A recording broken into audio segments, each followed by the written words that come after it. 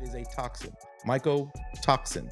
I think we can all agree it probably doesn't belong inside a confined space in a building with you. So what's the argument here? We've seen the correlation. Now, correlation doesn't mean causation, fair, okay? But I don't know, when it walks like a duck and it talks like a duck and it acts like a duck, usually it's a duck, right? But so we can draw some pretty strong conclusions around all of the evidence we've seen. And the reason why we're so critical isn't just to be critical, right? I mean, it's a plea for help in our industry, a plea to do better in our industry, because there's so many people that are desperate.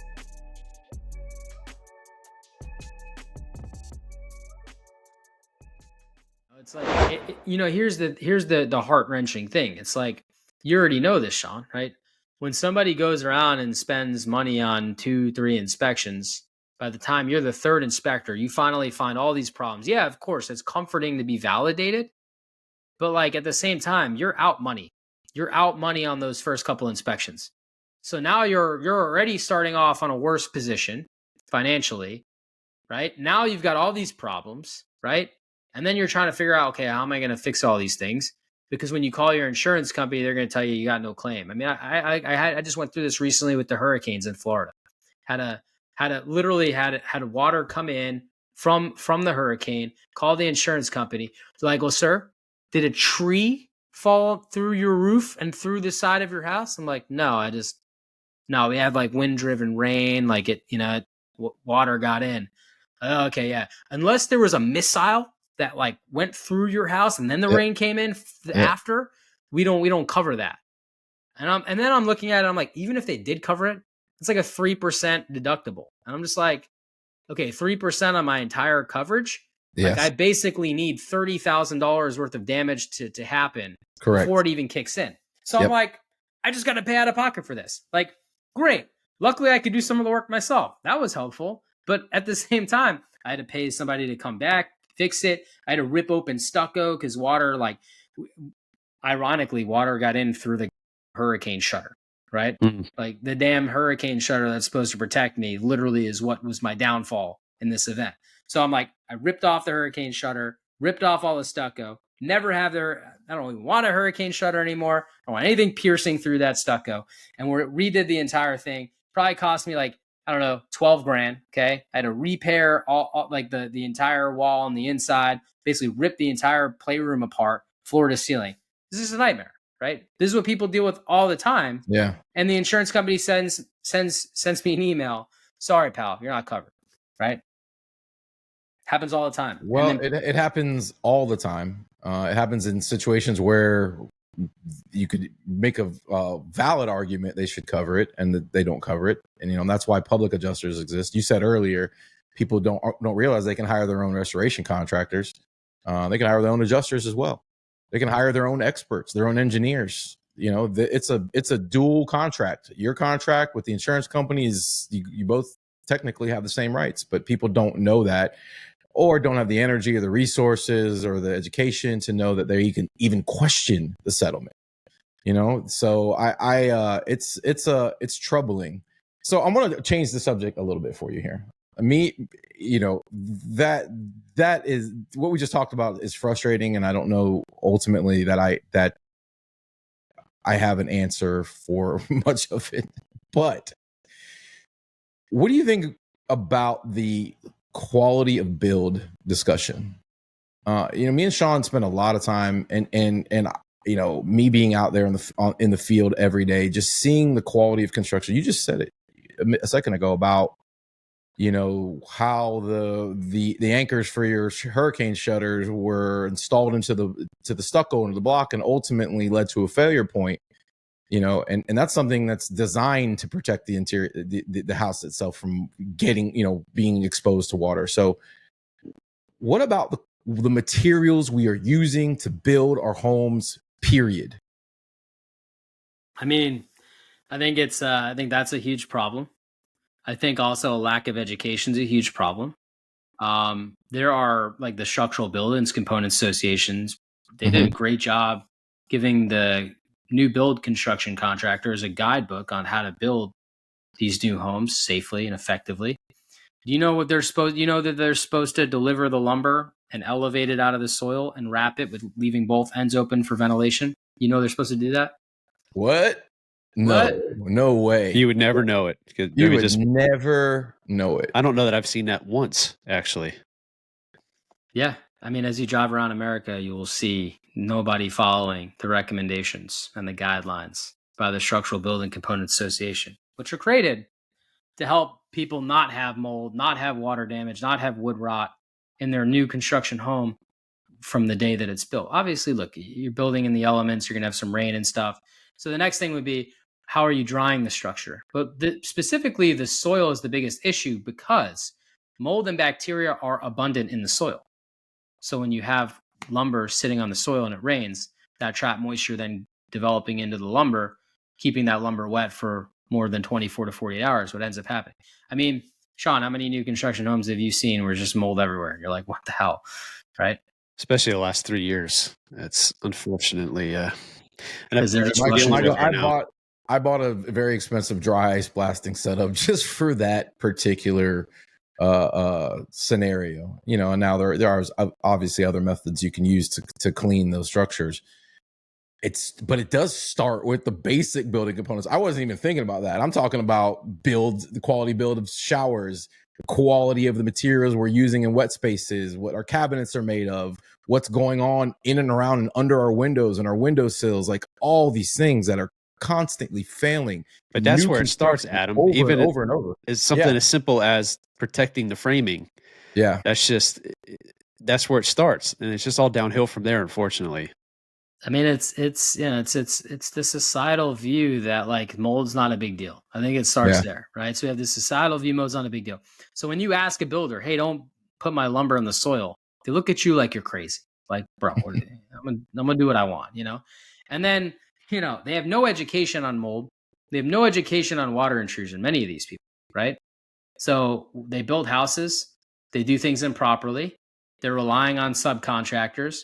There's like, when you're a GC, because I've had to take GC training classes. I have my home improvement license in New Jersey still, keep it up to date. I mean, there's no education on water intrusion. There's no education on mold, right?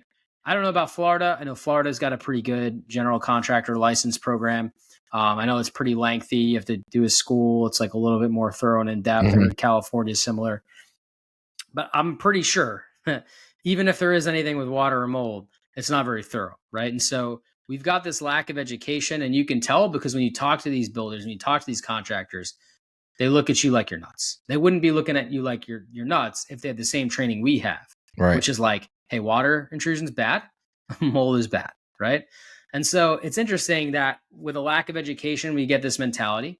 Then you have the building materials. I mean, these 2x4s today, I mean, it's just crazy.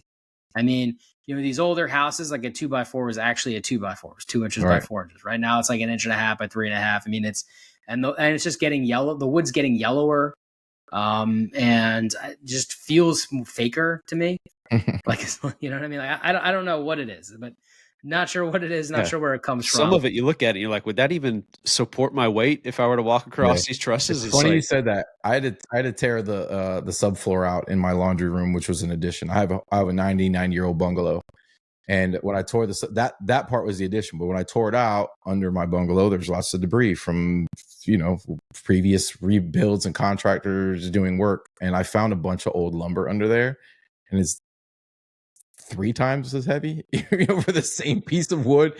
The maturity, didn't even rot, and it's been under this house for probably 60 years. It's just such a dense piece of material versus, you could almost fly. We're getting closer and closer to paper. The older we get, it's just devolving back into the pulp, I guess. And yeah, man, that's a definite issue, because I feel like the side effect, because we all know water attracts insects, and subterranean termites love this new lumber, man. They love it. They get right into it. New construction, newer homes I'm opening up and seeing termite damage. It's wild. I mean, there's so many different avenues to discuss this, but it's just like the building materials are getting cheaper. Yes. They're actually getting more porous and worse. Yes. I guess, they're trying to make homes cheaper, but it's just ironic because the cost isn't going down, but yet the materials keep getting cheaper, right? So I think profit margins must be going up. And then you've got this other issue with, the way in which they build it is the other problem, right? I can't tell you how many boneheaded things. I got a client right now, clients in St. Pete. Whoever did their spray foam in the attic, it looked like a 3-year-old did it. I mean, it's crazy. It's not done properly at all. There's pockets. There's way too much in some, not enough in another. Like, it's just bad. Even if it was done right, though, when they did this after the fact, they closed up the ventilation and they did this. Well, guess what? There's mold in the attic. Want to know why there's mold in the attic? Because they have no ventilation, right? No ventilation whatsoever. And there's no dehumidifier. I was gonna say, and no humidity controls. No humidity controls. No ERV system, right? And so, you know what they did? Oh, it's okay. We'll just cut a hole. We'll just do a fresh air vent. Okay, that's good. That's smart. In the middle of Florida with a metal roof. Great. Mm-hmm. So it's like, what do we do with this? I mean, we make these stupid decisions all the time in building because they don't understand like controlling moisture. They don't understand humidity. They don't understand these things. I know for a fact because not many people do understand these things. You have to actually like educate yourself on these subjects. Here's the other issue. Like you talked about wet areas. I mean, how many houses, they just put up cement board, no waterproofing. They don't tape the seams, right? Just cement board. Now, better than drywall because they do this with drywall too. And they just tile right on top of it. Well, of course, moisture seeps in over time. It's going to get into the wall cavity. Depending on what's on the other side of that wall cavity, pretty high likelihood it's going to get mold at some point, right? Mm-hmm. So we have all those issues, like things aren't waterproof properly. You got all these wet areas. Then you've got, so many flawed designs with the home that put certain parts of the home under negative pressure, right? Where, I mean, I have a client actually was texting me this morning. Hey, we just put new mulch down and like something's up because I smell mulch everywhere in my house right now. I'm like, okay, well, where do you have vents that, does it smell worse? And yeah, it smells worse in the kitchen and the laundry room. Okay, well, that's because there's vents in the kitchen and the laundry room that lead outside. So those vents are obviously backdrafting back into the house. You're pulling that air from outside to inside.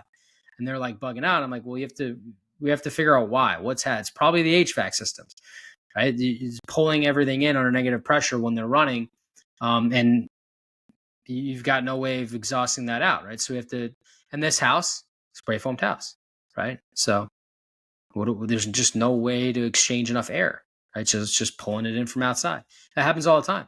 And what if it's pulling in air? What is it also pulling in? Moisture, right? It's going to be pulling in moisture. When it's raining, it's going to be pulling in moisture. When it's hot and humid out, it's going to be pulling in moisture. And that's another issue with people's homes. You've got so much air movement throughout a home. People like are naive to the air movement because they don't see it, but it happens. And if you use those little smoke devices that are pretty cool to see, you watch those the way the air moves, and you see it moving from one room and chasing another. You see it from one interstitial cavity pulling in and out.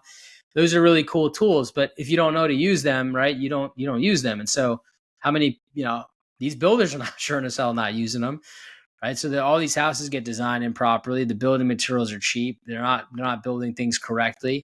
Windows aren't being flashed properly. I've got windows being installed upside down. I don't know what we pulls on the top instead of the bottom. Like, what is this upside down? I mean, like just, I can keep going forever. I mean, it's like we're rushing through slamming these houses up quickly. We're trying to make things cheaper, but not more affordable. So that's the other argument that just drives me nuts. We want to go cheap, cheap, cheap, cheap, cheap. Well, are they selling these houses for $150,000? No, almost $1 million. Okay, great. So we just made things cheaper, but still cost as much. Okay, good. So it's all these problems. They lead to what? People living in toxic buildings, tight toxic buildings, taking 20,000 breaths per day. And what's happening? All that crap is coming in. Then all the other bad lifestyle factors of living in America specifically, but other parts of the world too. All the microplastics, all the chemicals we use, right? All the things we cook with, our own bacteria, our own viruses, they accumulate in the house, fill up like a balloon, and we're just constantly recycling that stuff in 20,000 times per day. Combined with the homes getting tighter and tighter and tighter with the modern construction. So what happens? So that means the amount of particles become more and more and more and more. And your body has to fight to remove those things, right? And so it's no wonder why all of these changes, if you chart all these changes over the decades, you know what else you would see changing over the decades? Our health. And you see that we're getting sicker and sicker and sicker. We've never been sicker than we are today. Combine that with the fact that most of us live, are in our homes and in buildings more than probably anybody in history. People work out of their homes. People work in offices, in boxes, and not in nature very much anymore. So we're in these buildings constantly trapped in there with these, elevated levels in concentrate. And I'm sure you hear it all the time. The argument is made that the soil right outside has all of what we're trying to mitigate from the interior, and I'm sure that they use that against you in an argument for why is it not toxic out there, but it's toxic in here. But yeah, like you said, 22,000 breaths. Isn't that what you said? 1,000 breaths. Yeah, that's a lot of confined exposure in one place. And so how can these things not have a ramification on your health? It's in the soil. I'd rather leave it there in the soil than be breathing hundreds of millions of these particles in every time I breathe. And that's what's happening to these people. And it's no wonder why they're getting sick, right? And here's the other argument that drives me nuts. It's like, okay, even if you're like one of those guys in that one of those camps says mold doesn't make you sick. And when you say mold doesn't make you sick, it means the mold particles don't make you sick, the mycotoxins don't make you sick, the MVOCs don't make you sick, right? Because let's call it for what it is. Okay, so if all those three things, just let's for argument's sake, don't make you sick, what does mold mean? It means you've got a water problem, right? Well, if I've got a water problem, aren't I going to be dealing with chemical off-gassing? Because these paints that you put on our walls, they're not meant to get wet. What happens when the paint gets wet? It's going to off-gas, right? The drywall, that's not meant to get wet. What happens when that gets wet? It's going to off-gas. All these different things and all these different components are put together with all these glues and adhesives. These building materials get cheaper and cheaper every year. We have no freaking clue what's in them. You think we look at what's in them and approve what's in them? Some of the stuff comes from China, has formaldehyde in it. You have no idea. We've heard of these issues, haven't we? But yet, right here in Florida, Chinese drywall. We don't. But we don't know. Nobody can tell you what's in it. But we know that it's off-gassing when it gets wet. And so, if you don't think mold's making you sick, okay, well, what about the chemical off-gassing? And if that's not making you sick, okay, well, do you think bacteria makes you sick? Because water damage is also going to create bacteria. That's the primary colonizer before the mold even starts to grow. And it's well documented they can create toxins as well as they die off. Yeah, and bacteria can create exotoxins when it's alive and endotoxins when it dies. You get hit with a double whammy. And that can make you sick, right? Absolutely. So, even if you want to say mold doesn't make you sick, there's all these other things that happen when buildings get wet that make you sick. And even if you don't think that any of those make you sick, okay, well, what happens when you put all of them together? And the microplastics, and the lifestyle, and your genetic disorders, and your epigenetics, and the way you eat, and all this other crap that's in your food, and the pills you're taking because your doctor told you to take, and all these other things. What happens when you add all that together? Does that make you sick? I mean, it's like, what has to happen before people wake up? I don't know. And it goes farther than just the opinions, as I said earlier, Mike. I mean, we have the data. We're willing to share the data. We've given the data on so many different examples, so many different homes. And there's a camp that's still not willing to listen or accept it. So I don't know what the solution is. I truly don't. Well, how many court cases do they have to lose before they actually are willing to take another look? I mean, because these camps, these people, they come and they get hired as expert witnesses. I know I've never lost a case. Can they say the same thing? Because this data is pretty available, pretty easy to, say that, these are the things that weren't followed. And here are the different studies out there that exist that show that there's a potential correlation, potential causation. I mean, you could say potential. I mean, I'm not a doctor. I don't get involved in the medical side of things, but I'm going to point out all the things that they should have done that they didn't do. Right. Pretty simple to do that. But why aren't they doing them? It's funny too, because you can use mold as a single term when it's such a broad term, and there are so many different types of molds and different types of, mycotoxins that they produce. And you made a great point. When these areas get wet and they're just sitting there fermenting, it's a different ball game. We know on the water side, right? The longer the water sits there, the different category of water it becomes. But I'm sure that they will make an argument against that as well. Sean, you said it. The data is out there, right? So is the testimony. Just talk to the people who've lived through this and what it's done to them and their kids. And we've had many people on the show. It's heart-wrenching. I feel for these people, and the fact that they're a lot of times made to feel crazy, by just telling their story or even bringing up the fact that they feel like something non-visible is making them sick. It's tough to hear. Totally. I mean, and it goes both ways. Check the testimony, but also, where are the naysayers? Where are the people that we helped that said it didn't work? I don't see any. That was one of the examples when these guys say, I'm not blaming you or whatever, but people spend $100,000 fixing their houses and then they don't get better. I was like, well, first off, I mean, people don't spend $100,000. Like, have some people spent $100,000? Yeah. Is that the norm? No. Mm-mm. Like, the norm is about 25 grand. I just want to set the record straight. Okay. People spend about 25 grand fixing their house on average. Okay.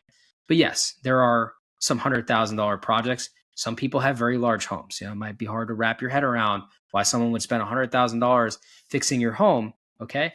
But that's because some people have very, very large homes.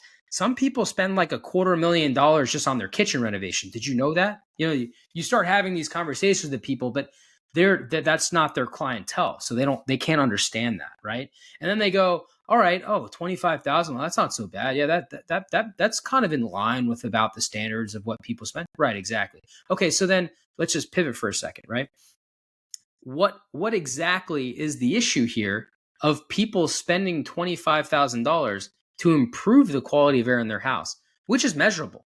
Even if you don't think it makes them sick, even if for some reason you just don't agree that whatever, for whatever reason, I don't care. People have their own beliefs, right? And they build these biases. But what's the problem with somebody investing $25,000 in breathing better air? And furthermore, like, if I go to your website, you're selling some sort of product or service talking about breathing better air. So what's the problem here, right? You don't get much of a good answer out of that. But it's evolving. It's evolved pretty quickly. I think a lot of that, change is difficult in any industry. You're going to have people push back hard. I think we're seeing a lot of change, and we're seeing a lot of change quickly. I asked for an example of, can you just point to one person that supposedly spent $100,000 and still didn't feel well, and it was a waste of time and money for them? No, I don't. I can't think of one person. I can't find one person. Can't name one person. Okay, good. Well, now that we put that to bed, can we just find a path forward here of how we might be able to build a bridge between the two camps instead of try to tear each other down? Because I think if anybody gets a sense of me just talking, I'm pretty passionate about what I do. Mm-hmm. And I believe in what I do mainly because I've seen so many freaking examples of people getting sick. And even before I got a chance to even remediate their house, I'm like, hey, just move out of your house so we can remediate. They already start feeling better. Right. Miracles happen. Right. And so you're like, they're already feeling better. I didn't even touch the house. Imagine when we actually touch the house, put them back in, they go to their doctor, they start treatments, they start detoxing, right? This is going to be great. And so this is why you see people, leaving good Google reviews for all of us, right? Mm-hmm. Because at the end of the day, we care. We want to do a good job. We want to find problems. These guys don't want to find problems. Right. They want to tell people it's fine. We want to find problems because we want to give them opportunities to make investments. And so, I mean, I think it's just the way in which we view it. We care about these people. We believe that their houses are a problem. I'm not saying the problem. We believe they are a problem. Right. And we believe we could do something about that.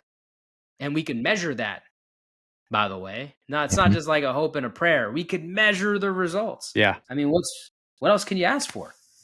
You're right. It's not easy, and it's really not a pleasant position to be in either, having to go in and tell people there's issues in their home and you have to spend all this money to get it back to a healthy environment. I mean, it's uncomfortable, and I think that may be another aspect to it. I don't know, but can you go back to the Change the Air Foundation, Mike? How can people get involved with that? How can they find that foundation? And is there just ways they can get involved with it? Yeah, so Change the Air Foundation is a 501c3 nonprofit. We are a very small group of volunteers, very small group. And we're out there trying to change laws. And so if you're into policy reform, go on the Change the Air website, go to the policy page. You're going to see this really cool interactive map. And you find your state, and you're going to be able to see what laws exist for your state. And if we have any laws being proposed in your state. One of the best ways to volunteer is we've got a whole platform of teaching you to basically call your legislators and basically let them know that you're concerned about air quality as an issue. We have a whole program that kind of grooves you into being able to do that and be effective. And you essentially set up meetings, and we come in and support you in that meeting. And the goal is to get them to write an update to the laws, whatever those laws might be, to make them stronger. And there's no magic bullet to this. There's no perfect solution to this. It's actually just taking steps forward. And if we can take steps forward to making things a little bit better, to have a little bit better protections for people, that's the way forward. I mean, you're never going to be able to write the perfect bill and get that passed. And getting any bill passed is hard. We've been at this for 3 years and we got one bill passed, right? So, it's a journey, but we're on this path. And if you feel inspired and want to, support in your state, you can.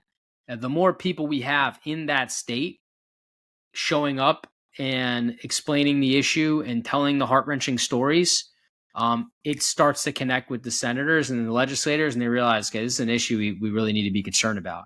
And it matters being in that state, right? We also are funding research. We have two research products we created. One was the policy reform research project, where we actually were showing numbers of how much this actually harms the economy. And we're talking about tens of billions of dollars here.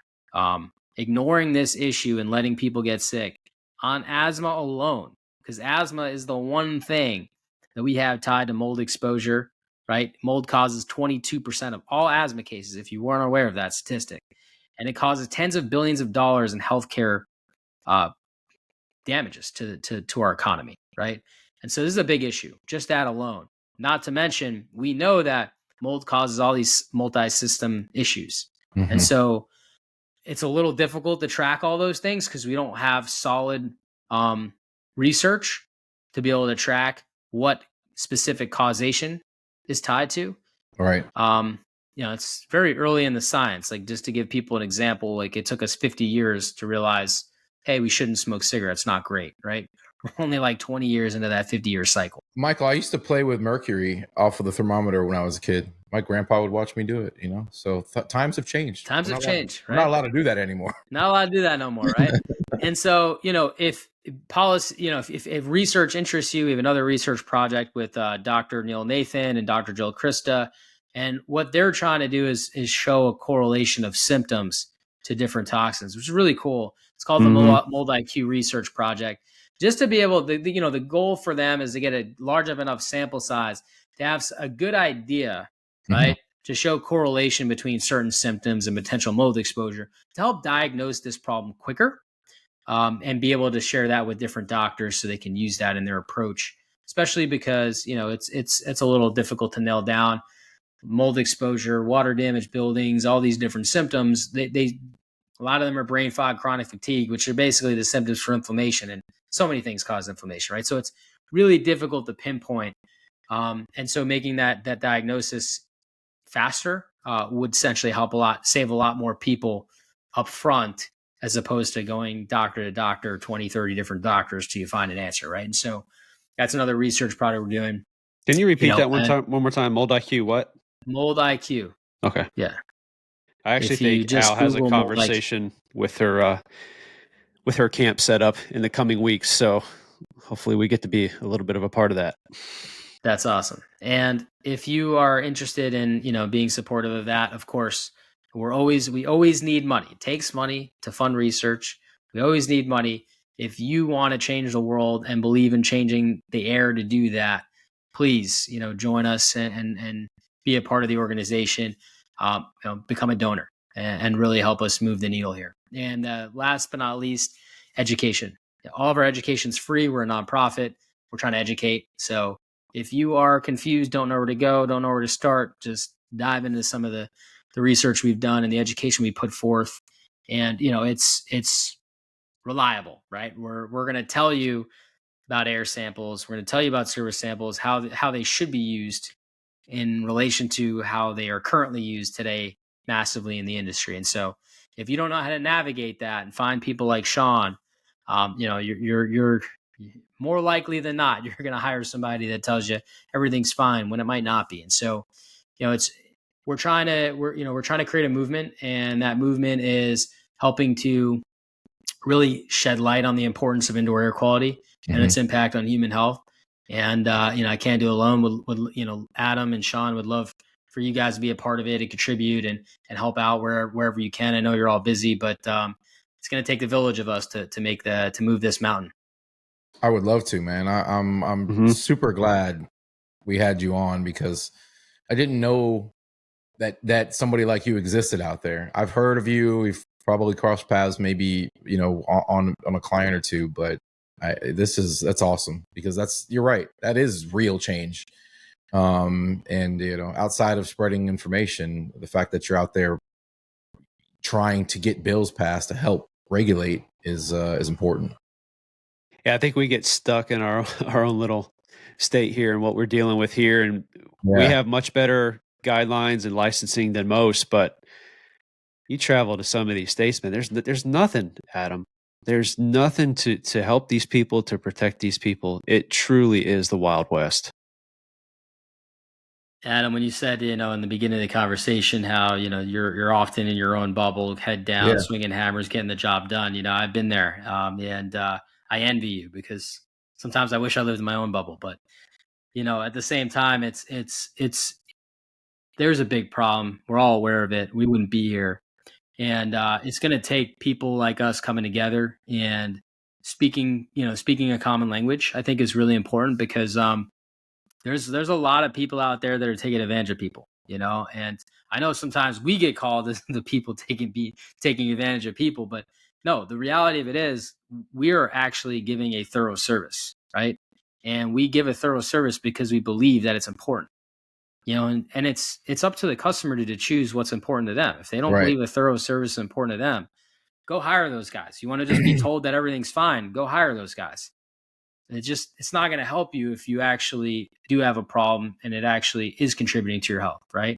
And so it's up for people to choose, what they believe and what they want to accomplish. But I think the more of us out there speaking the same language that are educating people on the right way to do things, I think the more opportunity they have to realize that there are two sides of this coin, and they can choose which side is best for them. Well said, man.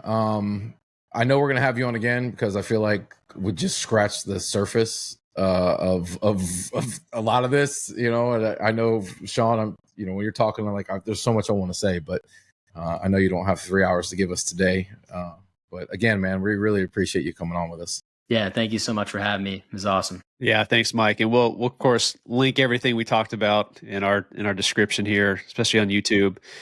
Love for people to check out Change the Air Foundation and figure out ways to get involved. Thanks so much, Sean. All right, thanks, Adam. Thanks for having me. Appreciate it, man. Thanks, guys. The content in this podcast should not be taken as medical advice. While our goal is to educate, the hosts are not medical professionals, and the opinions expressed are their own. For any health concerns or questions about mold exposure and its effects, please seek the advice of a qualified healthcare provider.